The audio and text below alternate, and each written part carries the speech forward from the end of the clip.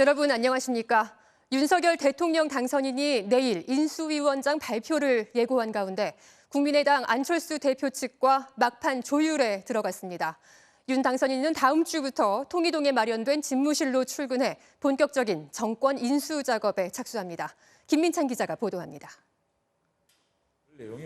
새 정부의 인수위원회 위원장과 부위원장 인선이 내일 오후 발표됩니다. 장제원 당선인 비서실장은 국민의당 안철수 대표 측과 오늘 중에 최종 조율할 것이라고 밝혔습니다. 안철수 대표님이 맡으신다는 결심을 하면 거기에 따라서 또 구성이 좀 있을 것이고 또 본인이 안 하실 경우에는 또 다른 또 구성이 되지 않겠습니까? 연동이 되는 부분이 있거든요. 안 대표에게 사실상 인수위원장직을 제안하고 수락 여부를 기다리고 있는 건데 인수위원장의 권한을 놓고 양측의 입장 차이가 있는 걸로 전해졌습니다. 윤 당선인 측은 김병준, 김한길 등 다른 인선 카드도 준비 중인 걸로 알려졌습니다. 윤 당선인은 다음 주 월요일부터 서울 통이동 금융감독원 연수원에서 본격적인 정권 인수 업무에 들어갑니다. 오늘부터 당선인 집무실 집기가 통이동 연수원에 채워졌고 비서실 내 실무진 구성도 마무리되고 있습니다. 윤 당선인은 인수위대의 지역균형 발전 TF도 추가하겠다고 밝혔습니다.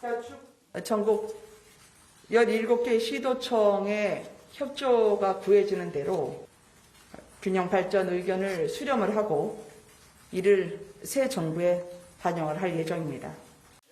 또 대통령 집무실은 광화문 정부 서울청사로 이전하지만 청와대 안에 있는 지하벙커, 즉 국가위기관리센터는 그대로 사용하기로 했습니다. 광화문 집무실과 위기관리센터가 떨어져 있는 데 대해 김은혜 대변인은 위기 대응에 대한 점검을 마친 상태라고 답했습니다.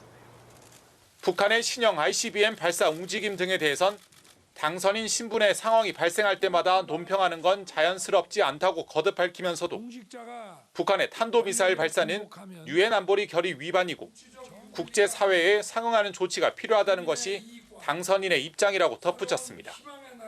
MBC 뉴스 김민찬입니다. 반면 더불어민주당은 윤호중 비대위 체제를 모레 공식 출범시킵니다. 내일 오전에 구체적인 비대위원 인선도 발표할 계획인데 당내에선 윤호중 비대위 체제에 대한 반발도 이어지고 있습니다. 김재경 기자의 보도입니다.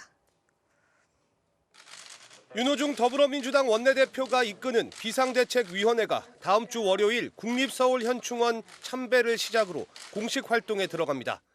윤 비대위원장은 비서실장에 초선의 박성준 의원을 내정했고 N번방 추적단 불꽃에 박지현 전 선대위 부위원장과 권지웅 전 청년선대위 공동위원장에게도 비대위 합류를 제안했습니다.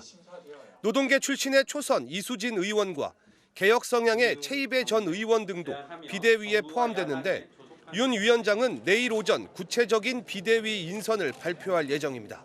1,600만 표를 주신 우리 국민들의 뜻이 반영될 수 있는 의원들로 좀 골고루 유능하게 포진이 되었으면 좋겠다라는.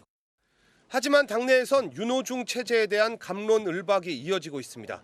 어제 의총에서도 대선 패배를 전면적인 당 쇄신의 기회로 삼으려면 윤 원내대표보단 참신한 인물을 찾아야 한다는 주장과 6월 지방선거를 앞두고 내부 분열 없이 빠르게 당을 정비해야 한다는 주장이 맞부딪혔습니다.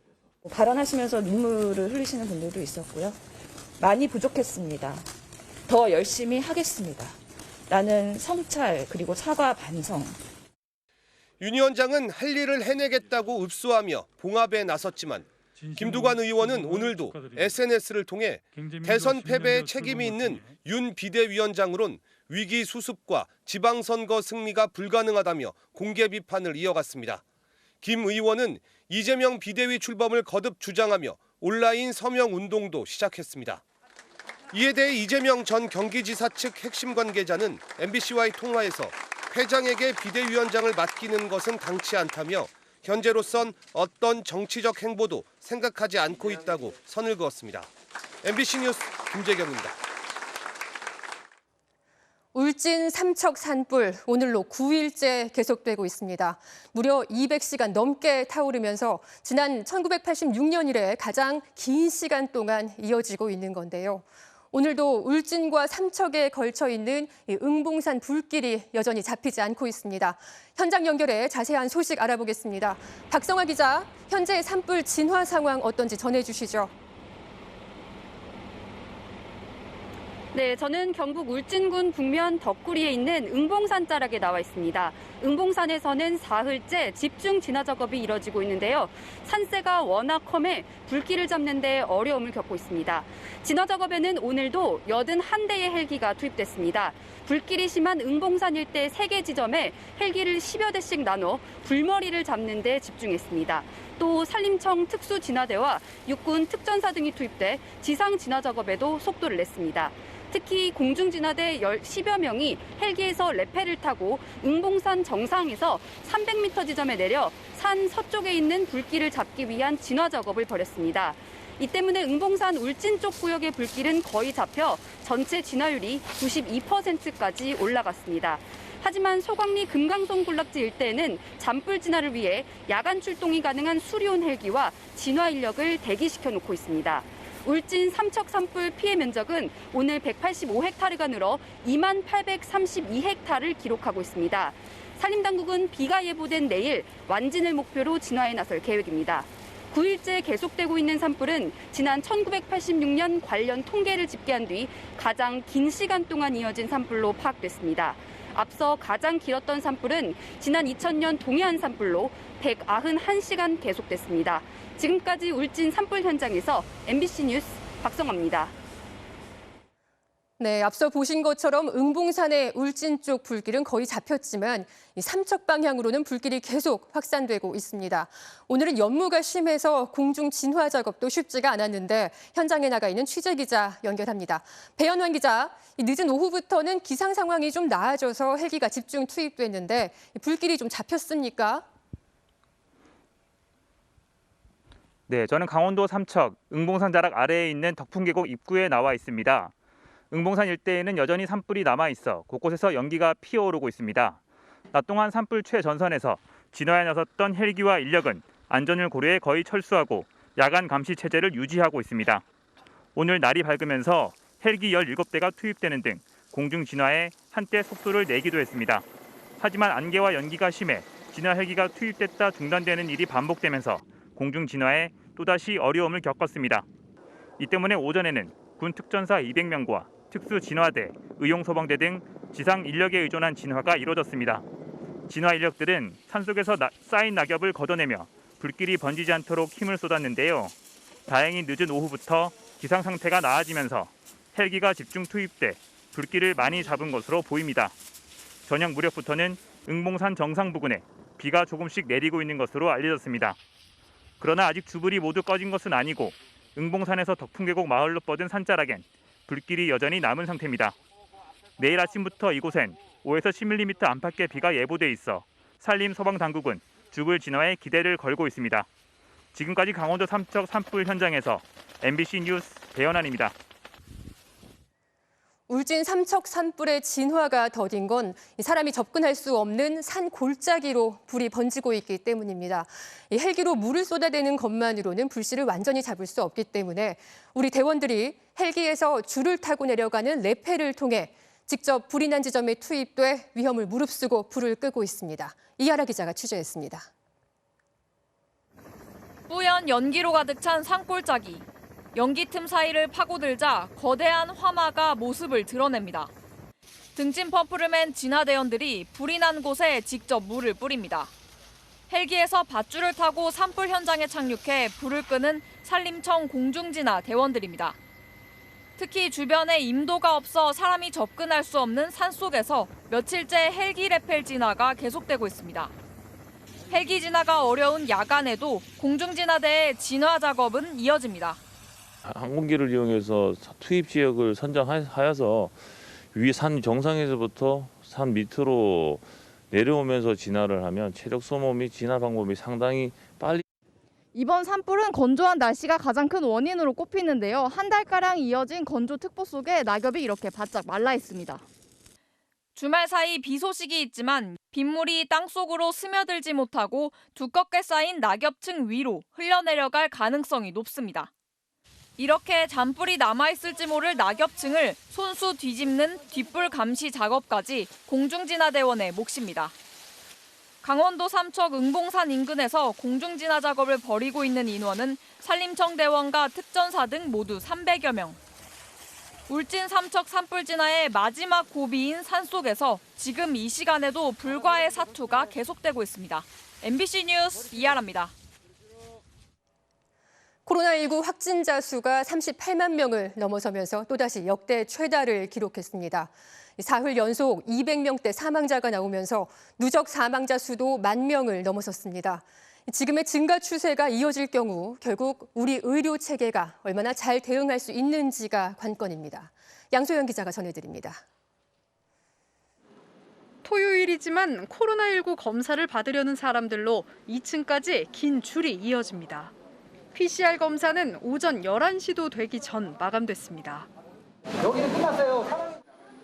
상당수는 할 수 없이 발걸음을 돌립니다. 여기는 보통 2,000명 넘어요. 오늘은 하프만 하니까 2,000명까지는 안 되겠네. 코로나19 신규 확진자는 38만 3,665명으로 다시 역대 최다치를 기록했습니다. 앞으로 열흘 안에 유행이 정점에 이르고 평균 확진자 수가 37만 명에 달할 거라는 정부의 예상과 가까워지고 있는 겁니다. 다음 주쯤이 될 걸로 예측은 하고 있습니다. 이때쯤 되게 되면 대략 한 29만 5천 명 내지 30만 2천 명 정도의 환자가 나타날 것으로 예상을 하고 있습니다.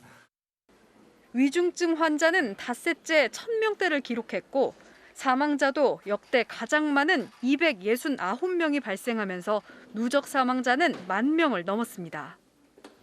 지난해 1월 1,000명을 넘은 누적 사망자는 같은 해 12월 5,000명에 도달했는데 10,000명이 되는 데는 석 달도 채 걸리지 않았습니다. 정점 이후 2, 3주 동안 급증할 위중증 환자와 사망자를 줄이기 위해선 의료 체계가 얼마나 잘 유지되느냐가 관건입니다.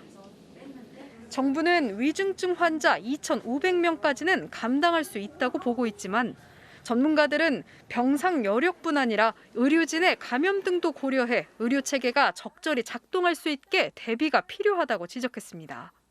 감염이 발생하는 많은 환자 의료진들이 있는 상황에서도 의료가 유지될 수 있는가, 특히 일반 진료, 되게 중요한 다른 진료들의 연속성이 깨지지 않을 수 있는가, 이 부분까지 봐야 하는 것이죠.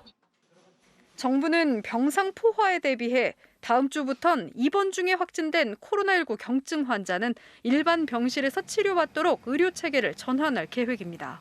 MBC 뉴스 양소연입니다. 어제는 영업시간 제한이 밤 11시로 완화된 뒤 첫 금요일이었죠.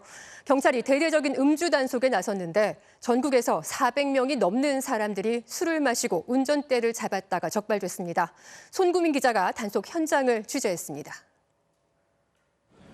어젯밤 서울 압구정동의 한 도로. 경찰이 차량을 막아서고 운전석에 음주 감지기를 들이대자 알람이 울립니다. 이거 한번 빼게 불어보세요.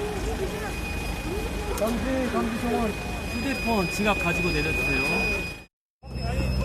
감지 정원. 동승자분도 같이 내리세요.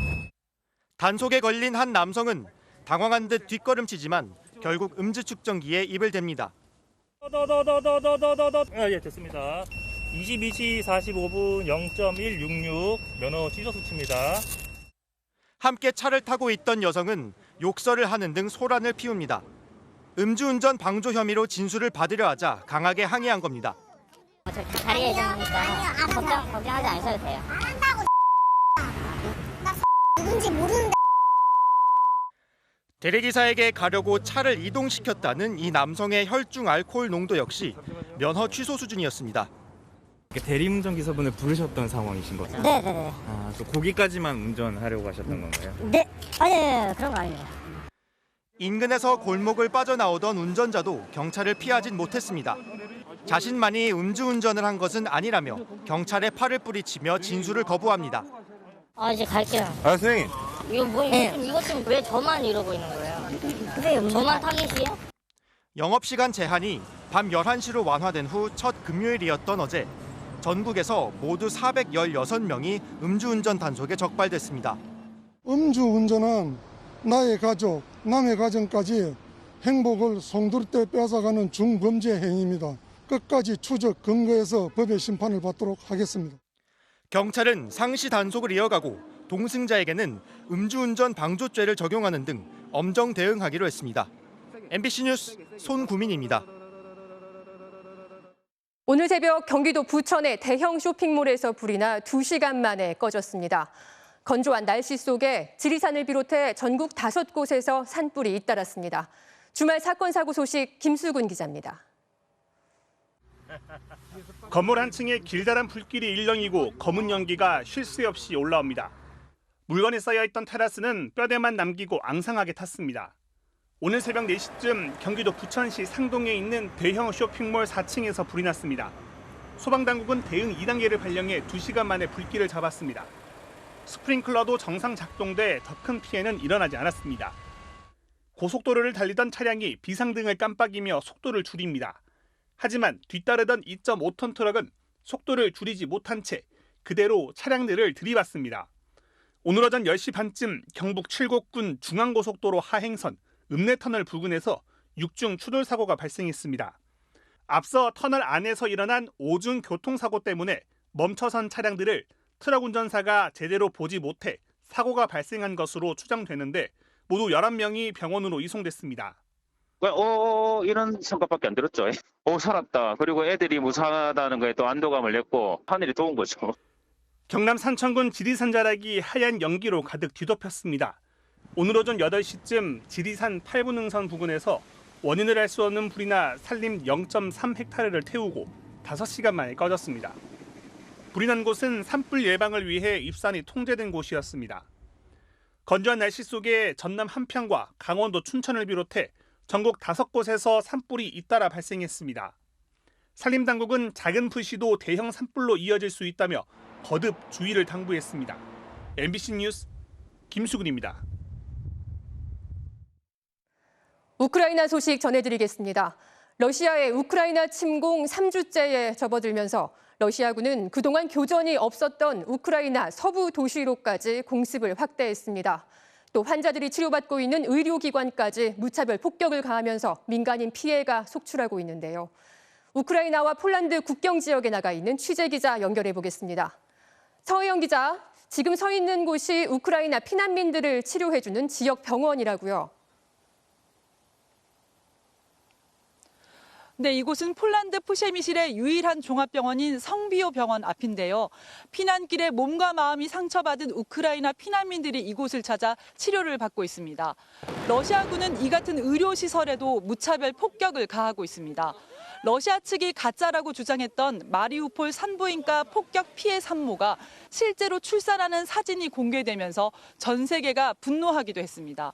세계보건기구는 러시아군의 의료시설 등에 대한 29건의 공격으로 12명이 숨지고 34명이 부상했다고 밝혔습니다. 러시아군의 공격은 이바노 프란키우스트와 루츠크 등 우크라이나 서부 지역으로도 확장되고 있는데요. 동부 남부 지역에 집중됐던 공습이 서부까지 이어지면서 새로운 전쟁 국면이 펼쳐지고 있다는 분석이 나오고 있습니다. 수도 키이우를 향한 러시아군의 진격 속도도 빨라지고 있습니다. 영국 국방부는 키이우 도심에서 25km 떨어진 곳까지 접근한 것으로 파악했다고 밝힐 정도입니다. 러시아와 우크라이나의 고위급 회담은 지난 10일 외무장관 회담이 마지막인데요. 이에 대해 푸틴 러시아 대통령은 긍정적 진전이 있었다. 젤렌스키 우크라이나 대통령은 전략적인 전환점에 도달했다고 밝혔지만 전쟁의 위기감은 오히려 더 커지고 있습니다. 서 기자, 우크라이나에서 어제 극적으로 탈출한 우리 교민을 그곳 국경 지역에서 직접 만났다고요? 네, 우크라이나에 체류 중이던 우리 교민 2명이 어제 추가로 빠져나왔는데요. 교전이 심한 북부 체르느히우에서 탈출한 교민 정천식 씨는 전쟁의 참상을 생생하게 전달해줬습니다. 직접 들어보시죠. 지금도 15분 이상 숙면을 못합니다. 밤새도록 폭격하는데 포탄이 몇백 발이 순식간에 한 3km 떨어진다고 생각하면 얼굴과 손등에 상처를 입은 정 씨의 모습은 힘든 피난길을 그대로 보여줬는데요. 거쳐서 온 수도 키이우는 유령 도시나 다름없었다고 증언했습니다. 한번 들어보시죠. 도시가 죽은 듯 하죠. 차도 별로 안 다니고 사람도 없고 자기 집이 폭파되고 이랬는 사람들은 그 지하철역에 거기서 그냥 노숙 생활하고. 이로써 우크라이나에 체류 중인 우리 교민은 28명으로 줄었는데요. 이 중 9명도 출국을 준비하고 있습니다. 지금까지 폴란드 푸셰미시 성비오 종합병원에서 전해드렸습니다. 네, 현장에 나가 있는 우리 취재진이 루마니아와 우크라이나 국경 지역에서 피난 생활을 견디고 있는 우리 교민과도 연락이 닿았습니다. 이 작은 산장에서 우크라이나 피난민들과 함께 지내고 있다는 우리 교민들과 또 그들을 돕기 위해서 먼 길도 마다 않고 달려가는 루마니아 교민들을 홍익표 기자가 만나봤습니다. 루마니아 부쿠레슈티에서 식당을 운영하고 있는 양승의 김춘성 씨 부부. 한국 식품들을 챙기느라 분주합니다. 안 매운 라면 위주로 담아야 돼요. 이것도 괜찮을 것 같은데. 초코파이 하나 더 하고. 짐을 가득 싣고 출발한 곳은 국경 지역에 있는 작은 마을 카시차.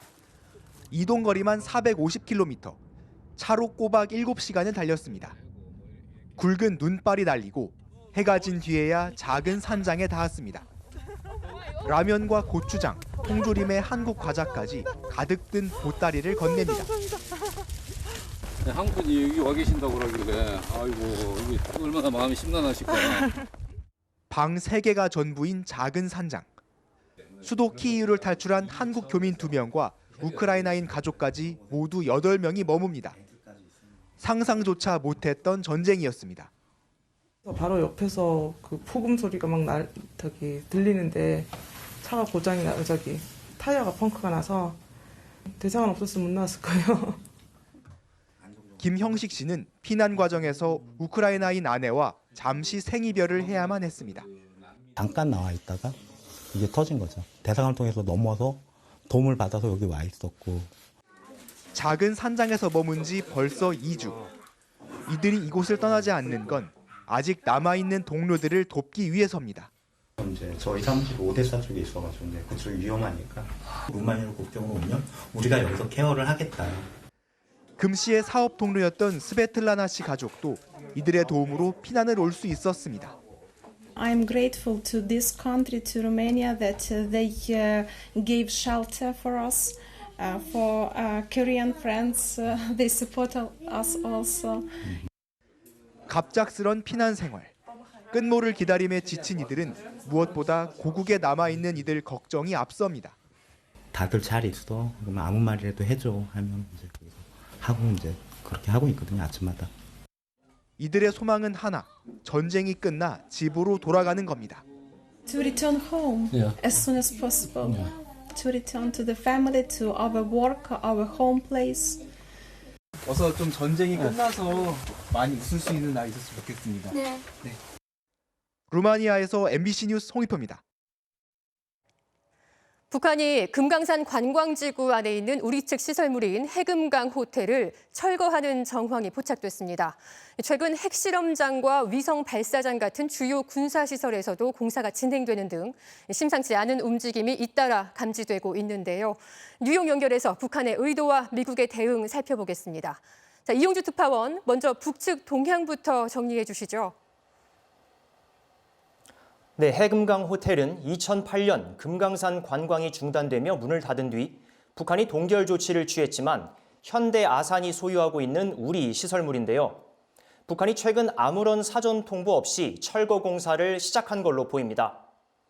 보시는 화면은 지난 5일부터 닷새 동안 매일 촬영된 위성 사진입니다. 빨간 네모 안에 세로로 긴 형태의 작은 밝은색 건물이 해금강 호텔인데요. 6일부터 건물 오른편, 그러니까 북쪽 옥상에서 나타나기 시작한 어두운 색깔이 점차 중앙 부분까지 커지고 선명해지는 걸 확인할 수 있습니다. 구멍이 뚫린 걸로 추정되는 부분이고요. 또 호텔 건물 앞 육지에는 중장비 또는 철거 잔해로 추정되는 물체가 놓여 있습니다. 북한은 2019년 10월 이곳을 찾은 김정은 위원장이 보기만 해도 기분 나빠지는 너절한 남측 시설을 싹 드러내라고 지시한 뒤 철거에 나섰지만 코로나 사태로 잠시 멈췄었는데요. 최근에 공사를 전격 재개한 겁니다. 무력 시위 준비 동향도 속속 포착되고 있습니다.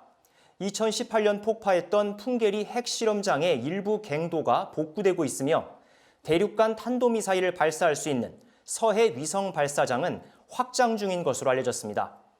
북한이 2017년 핵무력 완성을 선언하며 새로운 국면을 주도했다고 자부하고 있는 점을 감안하면 이번엔 전방위적인 압박을 통해 상황을 유리하게 이끌어가겠다, 이런 의도로 풀이됩니다. 자, 그렇다면 미국은 어떤 대응 카드를 준비하고 있습니까? 네, 미국은 추가 제재 카드를 빼들었습니다. 북한이 미사일 개발에 필요한 물자를 확보하는 걸 도운 혐의로 러시아인 2명과 러시아 회사 3곳의 자금줄을 차단했다고 미 재무부는 밝혔습니다. 바이든 정부 들어 북한과 관련된 세 번째 제재인데요.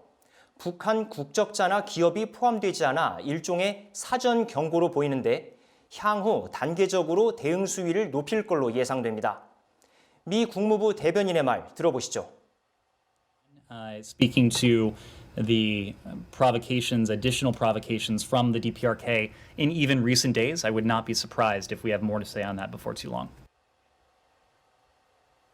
그러면서도 미국은 여전히 외교에 전념하고 있다며 북한이 대화에 나설 것을 거듭 촉구했습니다. 지금까지 뉴욕에서 전해드렸습니다.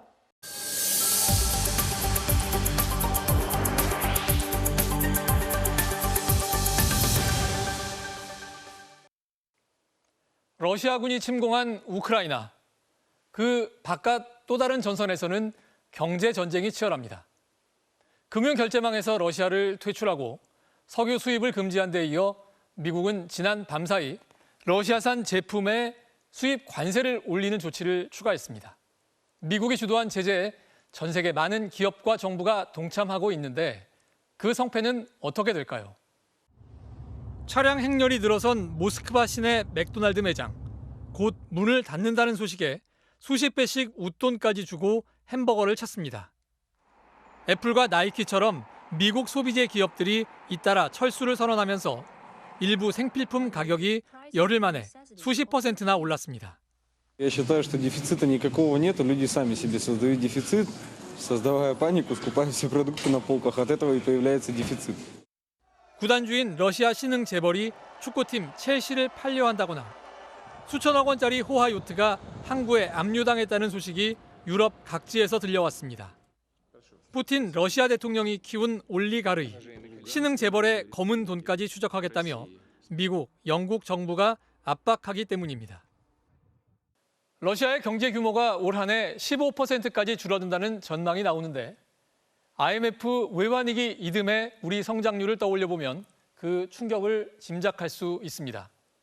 주가 폭락을 피해 주식시장은 아예 문을 닫았고 러시아 루블 화값은 침공 이후 50% 정도 떨어졌습니다. 기업이 가진 달러를 강제로 내놓도록까지 했지만 그걸로는 역부족이라 러시아가 다음 주 중으로 해외 진빚을 못 갚겠다는 선언을 하게 될 거란 전망까지 나옵니다. 제재를 주도한 미국, EU도 쫓기는 상황입니다. 미국은 기록적 물가 상승에 충격을 받았고 EU는 러시아에서 공급받던 가스, 원유가 줄어든 고통스러운 겨울을 나고 있습니다. 국내 휘발유 값도 1리터에 2,000원에 육박했는데 전쟁을 오래 끌면 세계적 물가 상승으로 피해가 확산될 것이란 전망입니다. And the latest wrinkle is the impact that we're seeing on commodity prices from the war in Ukraine. That's just going to layer another level of inflation on. 경제 제재는 양날의 칼입니다. 러시아 침공을 격퇴하는 무기가 될지 그 성패는 부작용을 최소화할 수 있느냐에 달려 있습니다. MBC 뉴스 이성윤입니다.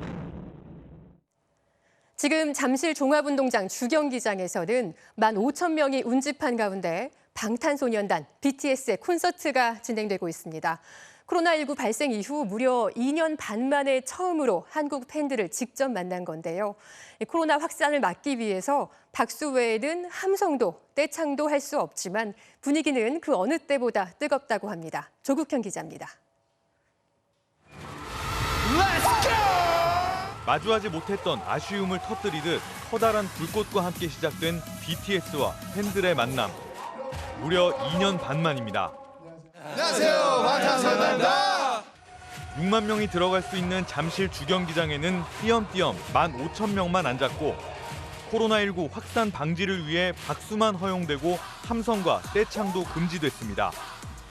박수로만 호응할 수 있다는 얘기를 듣고 다들 신이 날까 저도 걱정을 했었는데 걱정이 무색하게. 코로나 발생 직전 발매한 노래를 이제서야 국내 팬들에게 직접 선보일 수 있게 된 BTS 역시 집으로의 귀환에 감격했습니다. 아까 홈을 부른 게 정말 의미가 있었어요. 저희가 정말 집에 왔기 때문에. 코로나로 인한 기다림에 지쳤던 팬들도 모처럼 선물 같은 시간을 만끽했습니다. 이게 모든 꿈인 것 같고 그래서 너무 좋습니다. 아내와의 예매 경쟁에서 이기고 홀로 공연장을 찾은 남편도 있었습니다. 근데 저만 예매에 성공했어요. 그럼 오늘 못 오신 거예요? 네. 이게 양보가 없네요, 그게. 이거는 하이브 정책 문제지 제 문제가 아니라서요. 가수는 코로나 이후의 희망을 노래했고 팬들은 대규모 공연에서도 코로나가 확산되지 않는 의미 있는 사례를 만들자고 다짐했습니다. BTS 서울 공연은 내일까지 이어지는데 내일은 온라인 생중계를 통해 현장에 오지 못한 팬들까지 모두 함께 즐길 수 있게 됩니다. MBC 뉴스 조국현입니다.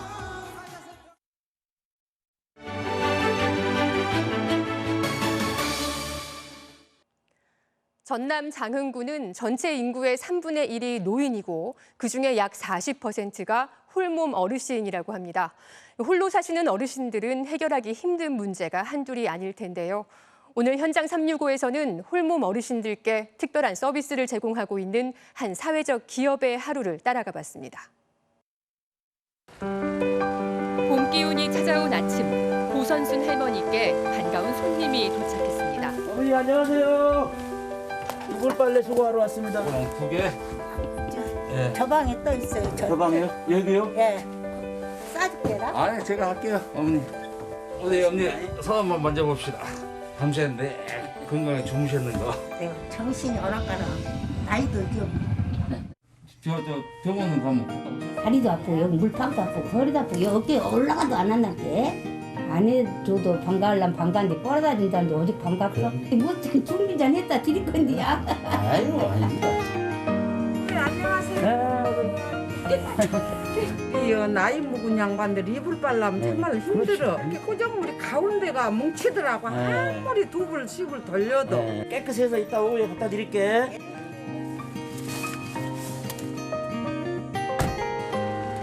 저도 이제 밤새 건강하신가 안 하시고 건강 상태나 마음들을 저희한테 얘기할 그 계기도 되고. 3시간의 이불 수거. 진짜 작업은 지금부터입니다.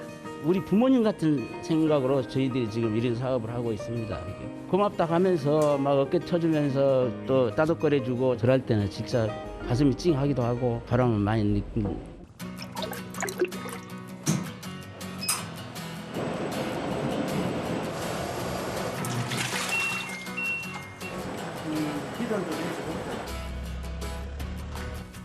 어머니. 네.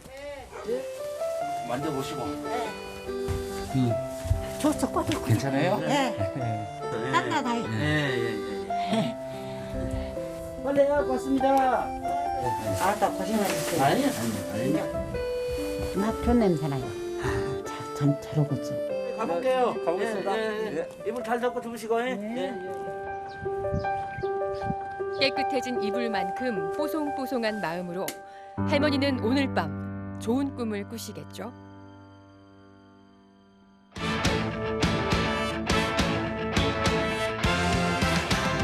토요일 밤 스포츠 뉴스입니다. 5개월간의 겨울잠을 깨고 올 시즌 프로야구 시범 경기가 일제히 개막했는데요. 돌아온 에이스 기아 양현종과 키움 푸이그의 희비가 엇갈렸습니다. 송기성 기자입니다. 빅리그에서 돌아온 기아 양현종은 복귀 전부터 위력적이었습니다. 맞춰잡는 노련한 투구로 1, 2회를 연속 3자범퇴 처리했습니다. 3회에는 현역 탈삼진 1위다운 면모도 과시했습니다. 첫 타자는 3구 삼진, 두 번째 타자도 슬라이더와 커브, 직구의 변화무쌍 투구로 삼진을 잡아냈습니다. 결국 양현종은 3이닝 동안 31개의 공만으로 퍼펙트 투구를 펼치며 건재를 알렸습니다. 상대팀 팬분들에게는 얘 또 던져? 예, 아직도 나와? 약간 이런 소리를 들을 수 있도록 아프지 않고 오랫동안 마운드에서 좋은 모습 보여드리는 게 목표인 것 같습니다. 친정팀 NC와 첫 맞대결을 펼친 나성범은 다소 아쉬움을 남겼습니다. 3회 몸에 맞는 공으로 대량 득점에 물꼬를 텄지만 삼진 포함 2타수 무안타로 경기를 마쳤습니다. 제2의 이종범으로 불리는 기아 신인 김도영은 빠른 발로 눈길을 끌었습니다. 6회 대주자로 출전해 연속 도루에 이어 상대 실책을 틈타 홈까지 밟았습니다. 타석에서도 안타를 뽑아내며 김종국 감독을 흐뭇하게 했습니다. KBO 무대에 공식 데뷔한 야생마 푸이그는 연타석 삼진을 당했습니다. 넓어진 스트라이크 존에 적응이 덜 된 듯 첫 타석 루킹 삼진을 당한 푸이그는 두 번째 타석에서도 헛스윙 삼진으로 물러난 뒤 교체됐습니다. 하지만 키움은 신인 박찬혁이 5회 세기 솔로포를 터뜨리며 기대감을 갖게 했습니다. MBC 뉴스 송기성입니다. 프로축구에선 제주가 주민규의 시즌 마수거리 골을 앞세워서 디펜딩 챔피언 전북을 3연패에 빠뜨렸습니다. 시즌 개막 후 4경기에서 득점 1골에 그쳤던 제주. 하지만 지난 시즌 득점왕 주민규가 드디어 터졌습니다. 전반 10분 제루소의 크로스를 정확한 헤더로 연결하면서 마수거리 득점포를 터뜨렸는데요. 주민규의 활약은 이게 끝이 아니었습니다. 후반 39분 절묘한 패스로 김주공의 쐐기골을 어시스트하면서 2대0 완승을 이끌었습니다. 4경기 무패를 이어간 제주가 3위로 뛰어오른 반면 디펜딩 챔피언 전북은 3연패 부진에 빠지면서 10위에 머물렀습니다. 포항과 수원은 서로 페널티킥골을 주고받으며 1대1 무승부를 거뒀습니다. 베이징 패럴림픽 크로스컨트리 스키에서 철인 신희연 선수가 역주를 펼쳤는데요. 비록 대회 2연패엔 실패했지만 어머니 생각에 뜨거운 눈물을 쏟았습니다. 현지에서 손장훈 기자입니다. 출발 전 긴장감 속에서도 경쟁자들과 유쾌한 인사를 나눈 신희연. 출발 신호와 함께 이를 악물고 두 팔을 힘차게 휘저었습니다. 숨이 턱 밑까지 차오르는 10km의 레이스. 1초라도 더 줄이기 위해 마지막까지 온 힘을 짜냈습니다. 결과는 최종 10위. 2회 연속 메달은 아쉽게 놓쳤지만 신희연은 마지막까지 유쾌했습니다. 아쉽네요. 다른 선수들이 열심히 했기 때문에 열심히 한 만큼 나온 거기 때문에 인정합니다. 4년 전처럼 이번에도 신희연은 초인적이었습니다. 크로스컨트리와 바이애슬론 6개 종목에서 57km를 완주하며 거의 매일같이 두 팔로 설원을 내달렸습니다. 내내 웃음을 잃지 않던 철이는 그러나 마지막 도전 뒤 결국 눈시울을 붉혔습니다. 17년 전 교통사고 당시 정신을 잃은 자신을 대신해 절단 수술을 결정했던 어머니. 그 마음을 이제는 헤아릴 수 있기 때문입니다. 두 번에 또 생명 주셔서 감사드리고 이 나라에 다른 사람에 도움이 되는 사람으로 열심히 살겠습니다. 어머니 감사합니다. 모든 걸 쏟아낸 신희연의 마지막 레이스는 투혼 그 자체였습니다. 장애를 극복한 철인의 도전은 끝까지 진한 감동을 남겼습니다. 장자카우에서 MBC 뉴스 손장훈입니다. ATP 투어 테니스에서 나온 행운의 서브 에이스입니다. 시속 42km짜리 빗맞은 서브가 모두를 당황하게 만들었네요. 토요일 밤 스포츠 뉴스였습니다.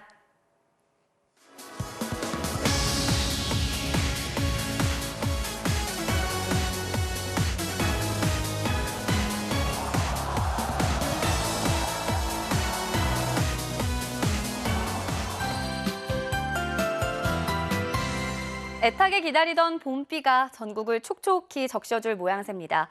현재 레이더를 보시면 북서쪽에서 만들어진 비구름이 우리나라로 다가서고 있는 모습이고요. 차츰 수도권 등 중북부 지방부터 비가 내리기 시작해 내일 아침이면 전국으로 확대되겠습니다. 중부와 호남, 경남, 남해안에는 10에서 40mm가량의 꽤 굵은 봄비가 내리겠고요. 강원 남부 동해안과 영남 지방에는 5에서 10mm가량의 비가 내리면서 건조특보가 일시적으로 남아 해제되겠습니다. 단 내일 낮 시간대 제주와 전남 해안 쪽에는 벼락과 돌풍을 동반한 강한 비가 집중될 것으로 우려되고 있고요. 특히 제주도에는 많게는 40에서 80mm 이상의 많은 비가 쏟아지겠습니다. 비는 내일 낮에 수도권 지방부터 잦아들기 시작해서 밤이면 남쪽에서도 약해지겠고요. 동쪽 지방의 비는 월요일까지도 이어지겠습니다. 내일 아침 기온을 보시면 서울이 9도, 대구도 14도에서 시작을 하겠고요. 낮 기온도 서울이 17도, 대전 15도, 대구 18도 선까지 오르겠습니다. 다음 주에는 월요일과 주 후반에 또다시 전국에 비 예보가 나와 있고요. 당분간 꽃샘추위 없이 예년 이맘때 일교차 큰 봄 날씨가 이어질 전망입니다. 날씨였습니다. 3월 12일 토요일 뉴스데스크 여기서 마칩니다. 저는 내일 다시 찾아뵙겠습니다. 고맙습니다.